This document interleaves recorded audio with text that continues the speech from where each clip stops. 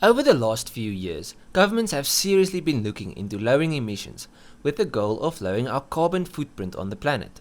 One of the ways to improve this is by finding a cleaner fuel source for our vehicles, since there are millions of cars, and they have the biggest effect on the planet. Now, because of global warming and the performance gains, many people have started using ethanol. Well, today we are going to see if ethanol is really better for the planet, as well as the effect it has on your car over time. Now, before we go further, I use an ethanol blend in my personal car, but I use it for performance. So I'm not against it, but everybody should know exactly what they are putting in the car. And if they are doing it to be greener, they should know if it truly is a greener alternative for fuel. Firstly, what is ethanol? Ethanol is a type of alcohol that is derived from sugarcane, corn and grain. Ethanol is also the main type of alcohol you'll find in your alcoholic beverages. Ethanol oxygenates fuel and reduces air pollution. In other words, ethanol is a renewable fuel source that can help bring down emissions. In vehicles that have flex fuel systems, you can chuck in E85 and even E90, and I will explain what this is later in the video. Now, you should know that most fuels sold at gas stations contain around 10% ethanol. Why? Because like I said, it oxygenates the fuel and lowers emissions. In other words, chances are your car does have a little bit of ethanol in it, and most cars newer than 2001 can auto-adjust up to blends of E15 with no additional tuning. If you want to run a higher ethanol content than E15, to the ethanol blend you want to run. Now remember me talk about the flex fuel? A flex fuel sensor is a sensor that can read the ethanol content in your fuel lines, and it will automatically adjust the tune of your car according to the amount of ethanol in the tank. But now that you know what ethanol is, let's talk about the pros and cons of using ethanol in your car. I think let's start with the negatives first and then we can talk about the pros, because there's a bit of both.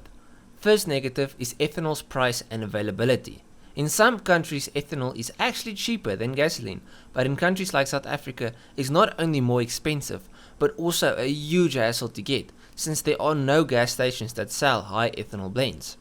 In South Africa, you've got to mix your own blend and you've got to drive quite a while to buy the cans. Plus, you pay more per liter than you pay for, let's say, 95 octane fuel. Not only that, ethanol also holds less energy. What does this mean? Your gas mileage can drop by a good 30% when you use a high ethanol blend like E85. Ethanol also has a shelf life. So, if you use it in a car that doesn't drive a lot, a thing called phase separation can occur. What is this? Well, because ethanol is an alcohol, it absorbs water, and you don't really want water in your fuel system. And this water can cause the ethanol to separate from the actual fuel, and then it will sit in your tank in layers, a bottom layer of water ethanol and a top layer of gasoline.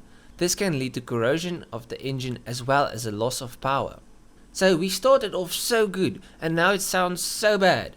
Well, let's talk about the positives, and trust me, there are a few. The first pro I'll mention is probably the one most people care about. It's cleaner, both for the environment and for your engine. Ethanol helps with fuel oxidation, like I previously mentioned, which means less monoxide and hydrocarbons are released into the air. Ethanol also helps reduce carbon buildup within your engine. The next pro, and probably the most important pro for car enthusiasts like me, is the fact that ethanol raises the octane level of pump gas. The octane rating of pure ethanol is 113, so if you run 95 octane with ethanol, you will lift the octane level from 95 to 100 and something depending on the blend. Why is this good? Octane quantifies the susceptibility of fuel to auto-ignite or cause knock.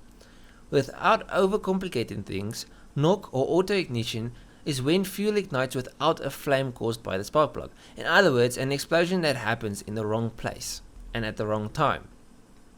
And when you start raising boost and timing in cars, chances of knock become higher. That's why car enthusiasts love ethanol, because it allows us to push our engine to the limit, safely. The next pro is quite an obvious one. It's a renewable earth-friendly biofuel that's made from plants. And lastly, cooler engines. Your engine will run cooler on ethanol than on normal gasoline. Heat evaporation is the amount of energy needed for a fluid to change into a gas. Now, since ethanol uses less energy to change from its liquid state to its gas state, it also produces less heat, which means your engine will run cooler. Takeaways. Ethanol is good, but like all other fuel sources, there are drawbacks. Yes, you will use more fuel, but your engine will run cooler, stronger, and cleaner. But then again, if your car doesn't drive a lot, it might not be the best fuel for your car. Let me know what you guys think. If you think everybody should use ethanol, I personally think that they should work harder on designing cars that are built for ethanol, that can use it more efficiently. And I really think governments should subsidize ethanol because it is cleaner for the environment. So why not make it something that people want to put in their cars instead of making it more expensive and more difficult to get? Maybe I'm just biased because I use it, but I think it should be something that is more accessible to the total population. Anyways, if you guys enjoyed the video, please leave a like and subscribe. I've got videos on specific cars. I've got videos like this talking about fuel and the future and how the engine works and all of this crap.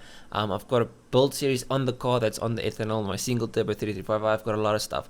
I hope you guys enjoy. I'll check you guys in the next one. Cheers.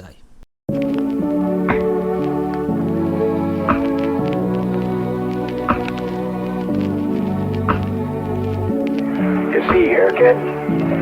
You gotta just go for it. Don't think about what comes after or what came before. You just gotta bend your knees, take a deep breath,